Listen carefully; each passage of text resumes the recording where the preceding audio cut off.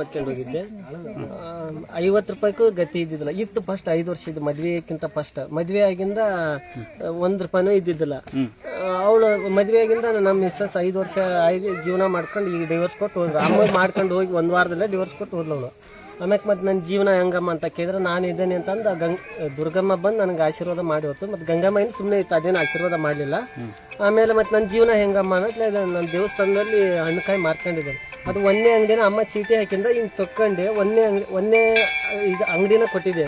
ಈಗ ದಿನಕ್ಕೆ 2,000 3,000 ವ್ಯಾಪಾರ ಆಗುತ್ತೆ. ದಿನ ಅಮ್ಮನ ಸ್ಟಿಕ್ಕರ್ ಇದನ್ನ ಯೂಟ್ಯೂಬ್ ಇಲ್ಲಿ ಒಂದ್ಸರಿ ಬಂದಿದ್ರೆ ಆ ಸ್ಟಿಕ್ಕರ್ ಹಾಕಿದ್ದೇನೆ. ಆ ಗಲ್ಲೆ ಯಾವಾಗ ಹಾಕಿದ್ದೆ ಅಲ್ಲಿಂದ 1 ರೂಪಾಯಿನೂ ಕಡಿಮೆ ಇಲ್ಲ. ದಿನಕ್ಕೆ 2,000 3,000 ಈಗ ಹಂಗ ಆಗಂತದ್ದು ವ್ಯಾಪಾರ ಆಗುತ್ತೆ.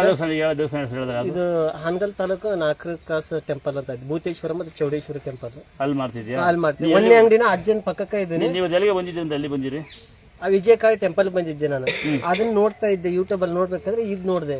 ಇದ್ ನೋಡಿದ್ರೆ ನೋಡೋಣ ಇಲ್ಲಿ ಒಂದ್ಸರಿ ಹೋಗ್ಬರೋಣ ಅಂತ ಇಲ್ಲಿ ಒಂದ್ಸರಿ ಬಂದಾಗಿಂದ ಎಲ್ಲ ಚೇಂಜ್ ಆಗ್ಬಿಡ್ತು. ದೇವಸ್ಥಾನ ಎಲ್ಲ ಒಂದೇ, ದೇವರೆಲ್ಲ ಒಂದೇ. ನೀ ಗಾಡಿ ಗಂಡಸ್ಕ ಚೆನ್ನಾಗಿ ವ್ಯಾಪಾರ ಆಗ್ಲಿ.